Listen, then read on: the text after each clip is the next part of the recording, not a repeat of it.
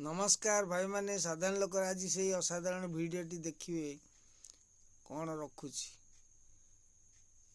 कहले नुहे से अंडीरा नुहे से माई अंडकोश तार मूलरू नाही प्राण मितणी लो प्राण संगात लो क्षेत्र रे देखिली जाई बसी अछि सिए चका पथर रे नोथक नाके लगाई प्राण मितणी लो जहा मु देखिली जाई पुरुष रूपरे सेही बसी अछि पुरुष रूपरे सेही बसी अछि अंडकोश तार नाही प्राण मितणी लो जहा मु देखिली क्षेत्र रे जाई।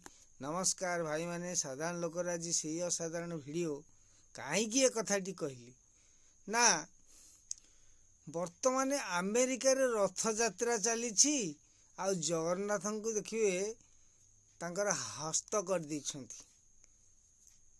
आज न्यूज रे देखुतिली हस्त गुड़ाक जमी आम शीतकालीन गाड़ी चलेले जमी ग्लोव्स पिंधिला भाया देखा जाउछि किंतु साधारण लोक ये जो वीडियो रे जो कथाटी मु उपस्थापन कली गीत माध्यम रे एटा साधारण लोकर वार्ता नुह एटा सबू महापुरुष मानकर वाणी सी कथा कहते कहले नुहे से अंडीरा नुहे से माई माने नाकरे बसी नाक बसाणी माने नाक फूल लगे किंतु पौरस रूप से अच्छा किंतु अंडकोश तांकर नाई ताले सी तेणु आजिका डेट रे माने शास्त्र जहा कही जहा लेखा रही ताकू विपरीत पथरे नौचंती। अमेरिका रे रथ यात्रा होची जगन्नाथंकर हस्तपाद नाही शास्त्र भी पुराण कहले कहले हस्तपाद हीन होई कली काले मौने बसीण देखिव देउले एगुरा भी भजन भी रही। साधारण लोक से बाल्यकाल भजनटा मन रही कहीदे पदे पदे किंतु वर्तमान ये कलिजुगर सबू कलंकित पशु राक्षस रूपक मनुष्य माने उपरे कहले कौन उपरे ना मुख तांकर गाउथिबो हरि हरि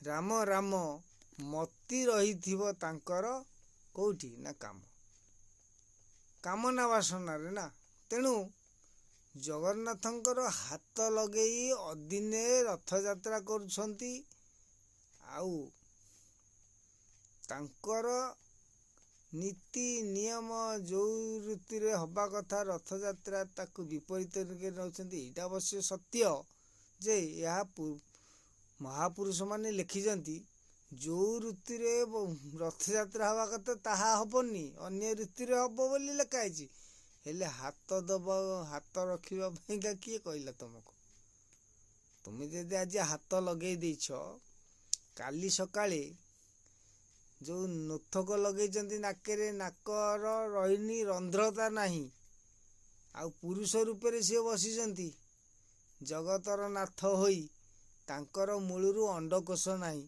तमें भी दरकार पड़ा किछि दिन पर बरमुंडा पेंट पिंधेकी भी अंडकोश भी लगेदब यह भी तुम पाई किछि असंभव नुह।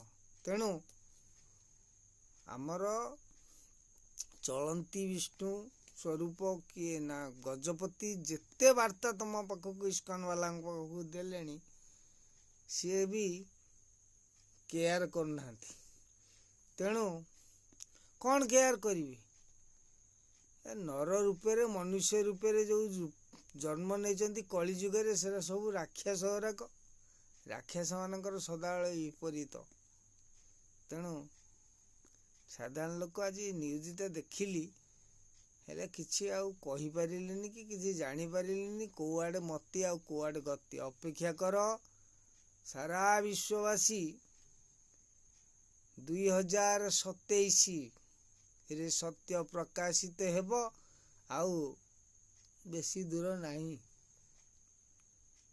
ଏକଥା ବି ଜଣେ ମହାପୁରୁଷ ବି ଲେଖିଛନ୍ତି, କହିଲେ ବସିଥାଇ କୂଳ ମହାନଦୀ ଜଳ ଛୁଇଁ କରୁଛି ଶପଥ, 27 ଅଙ୍କରେ ସାଧନା ନୋହିଲେ କଣ କରିବେ? କହିଲେ ସୁରାପାନ ମୁଁ କରିବି, ବ୍ରାହ୍ମଣୀ ନାରୀ ହରିବି।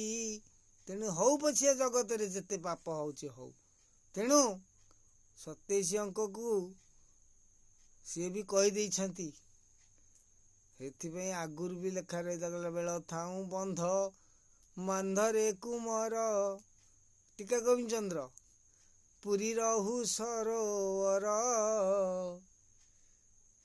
ନୀର ଶୁଖିଗଲେ ତୋ ହଂସା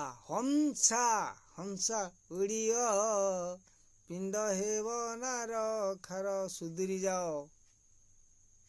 ତୁମେ ଭାବୁଛ ଏ ସାଧାରଣ ଲୋକର ଅସାଧାରଣ କଥାଟା କଣ ଏତେ ଖାମଖିଆଲି କରିକି ଭାଇ ନିଏନି। ଆଗକୁ ମହା ବିପତ୍ତି ଅଛି। ତମେ ଇସ୍କନର ଯୋଉ ଆମେରିକାରେ ଅଦିନେ ରଥଯାତ୍ରା କରି ଜଗନ୍ନାଥଙ୍କର ହାତ ଲଗେଇଦେଲଣି, କାଲି ଗୋଡ଼ ଲଗେଇଦବ, ତାର ଦିନକୁ ବରମୁଣ୍ଡା ପ୍ୟାଣ୍ଟ ପିନ୍ଧେଇବ, ତାପରକୁ ଅଣ୍ଡକୋଷ ରଖିବ।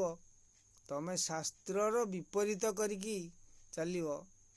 କେହି କାହାକୁ କିଛି କହିବାର ନାହିଁ, କାରଣ ତୁମେ କହିବ ସେ ଜଗତର ନାଥ ନା ଠାକୁର। ଆମେ ଆମ ଇଚ୍ଛା, ଆମର ବି ସିଏ ଅଧିକାର ଅଛି।